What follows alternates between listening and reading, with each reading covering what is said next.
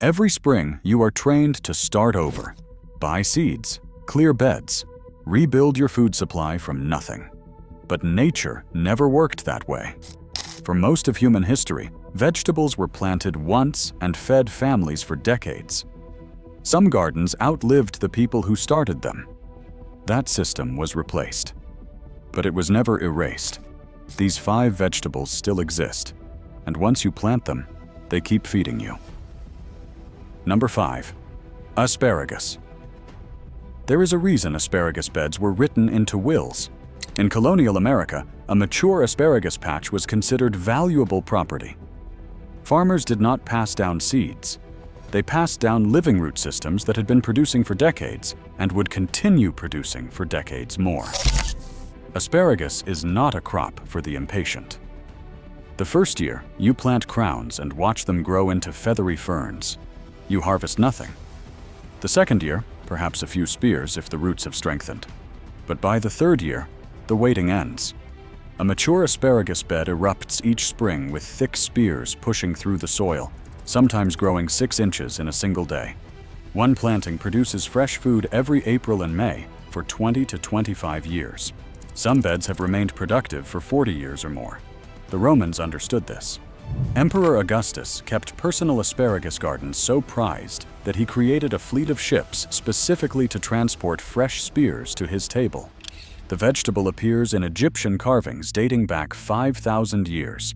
It was never treated as an annual convenience. It was cultivated as a legacy. What makes asparagus remarkable is what happens underground. The crown, a mass of fleshy roots, expands each year.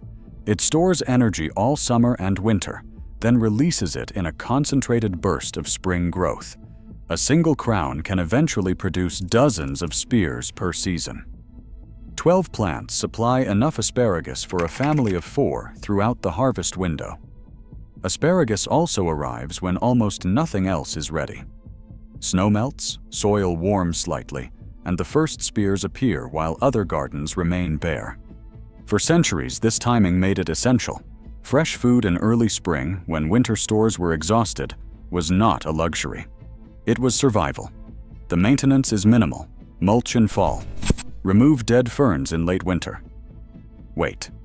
The plant does the rest, returning stronger each year, asking almost nothing while giving more than most annual crops ever could. But asparagus has one limitation.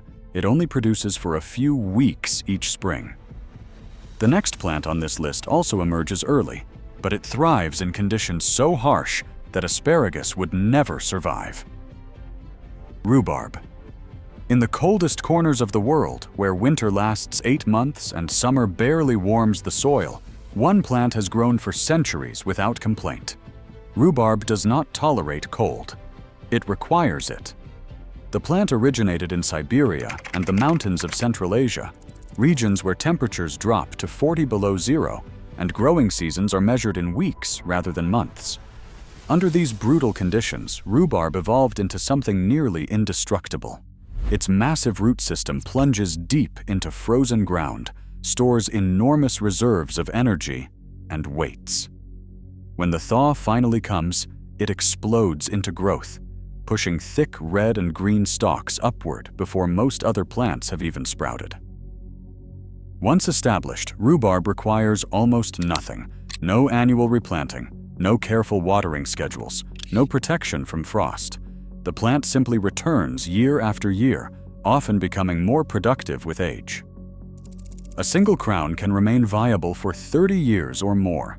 Some documented plantings have produced continuously for half a century. This is why rhubarb became the survival crop of northern homesteads. Families who settled in harsh climates quickly learned which plants could be relied upon. Rhubarb never failed. It emerged in late April or early May, delivering the first fresh harvest when root cellars held only the last withered potatoes, and families craved anything that was not preserved or dried.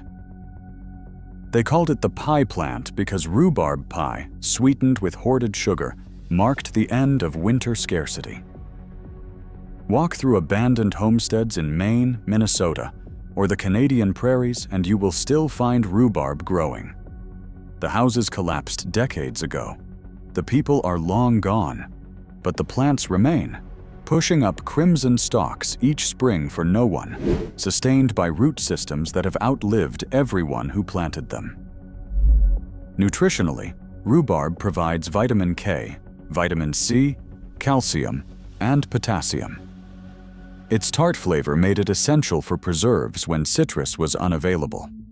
One established plant produces 8 to 10 pounds of stalks per year without any intervention. But rhubarb produces stalks, not calories. The next plant on this list delivers something different entirely: underground storage that can sustain a family through the hardest seasons. Number 3. Jerusalem artichokes. This plant has another name that speaks more honestly about what it is: the survival tuber. Once you plant Jerusalem artichokes, you will never be without food again, and you will never fully remove them either. Jerusalem. Artichokes are native to North America.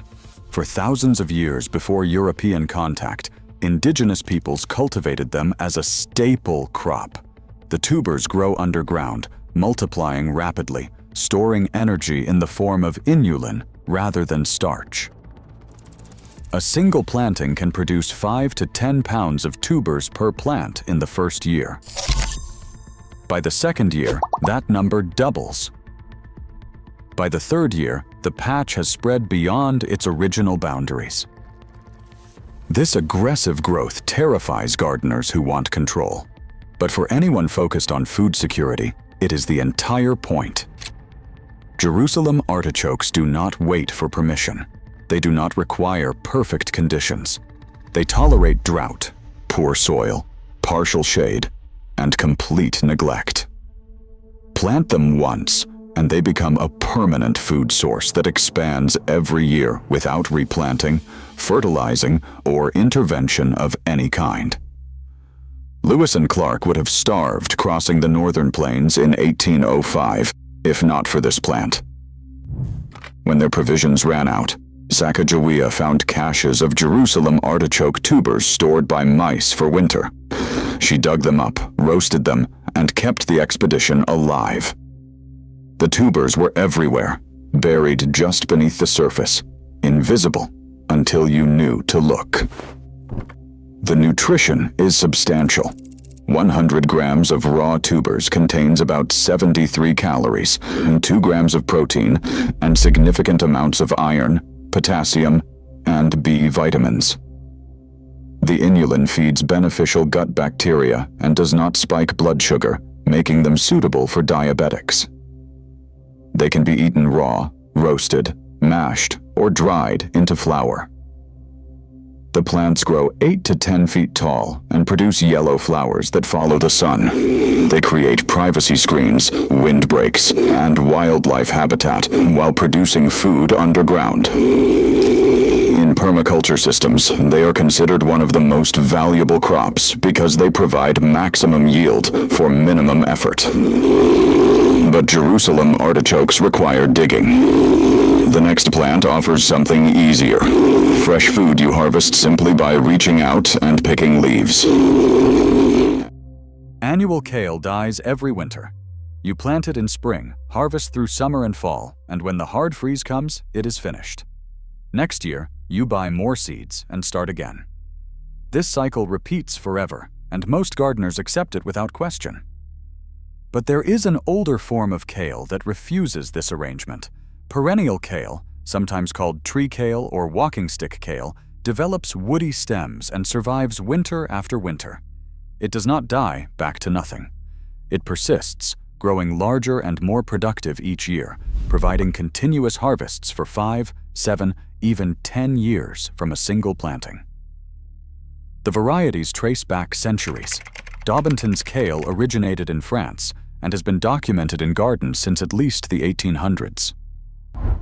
Tree collards, closely related, have been cultivated in Africa and the American South for generations, passed from gardener to gardener through cuttings rather than seeds. These are not modern hybrids. They are living relics of how vegetables were grown before the seed packet industry convinced us that starting over every year was normal. Perennial kale grows differently than its annual cousins. The first year, it establishes roots and produces modest leaves. The second year, stems thicken and leaf production increases. By the third year, a single plant can reach 3 to 4 feet tall with multiple branches, each producing harvestable leaves. You pick what you need, and the plant continues growing more. The harvest window is not a few weeks. It is continuous, spanning spring, summer, fall, and in mild climates, even winter. The nutritional profile matches or exceeds annual kale. It has high levels of vitamins A, C, and K, plus significant calcium, iron, and antioxidants. One plant can supply fresh greens for a household across an entire growing season without replanting. Perennial kale also resists pests better than annuals. The woody stems deter some insects, and established plants recover from damage that would kill first-year seedlings. They tolerate cold down to about 10 degrees Fahrenheit and bounce back from light freezes that destroy tender annuals. But even perennial kale requires you to propagate new plants eventually. The final entry on this list does something no other vegetable can. It plants itself. There is a plant that migrates across your garden without any help from you. It does not spread through runners underground. It does not scatter seeds on the wind. It literally walks, one generation at a time, planting its own offspring wherever it lands. Walking onions, also called Egyptian onions or top-setting onions, are unlike any other crop you will ever grow. Instead of producing flowers and seeds at the top of their stalks, they grow clusters of small bulbs called bulbils. These bulbils mature throughout the summer, growing heavier until the stalk bends under their weight and tips over. When the bulbils touch soil, they root immediately and become new plants. The following year, those plants send up their own stalks, produce their own bulbils, and tip over again. The colony moves roughly 1 to 2 feet per year, walking across the garden in slow motion. This is self-sufficiency made literal. You plant walking onions once. After that, you simply harvest what you need and let the rest continue their migration. The patch will never die out. It will never require replanting. It will never demand that you purchase anything. The system perpetuates itself indefinitely. Everything on the plant is edible. The green tops taste like mild scallions and can be cut repeatedly throughout the growing season. The underground bulbs develop into pungent cooking onions if left to mature. The aerial bulbils can be pickled, roasted, or used exactly like pearl onions. One plant provides 3 different harvests. Walking onions are also nearly indestructible. They survive temperatures down to -40 degrees Fahrenheit. They tolerate poor soil, drought, and complete neglect. Pests largely ignore them. Disease rarely affects them. Gardeners have documented harvesting from the same genetic line for over 50 years, with the colony simply walking to new ground whenever the old patch is exhausted. This is what food independence looks like.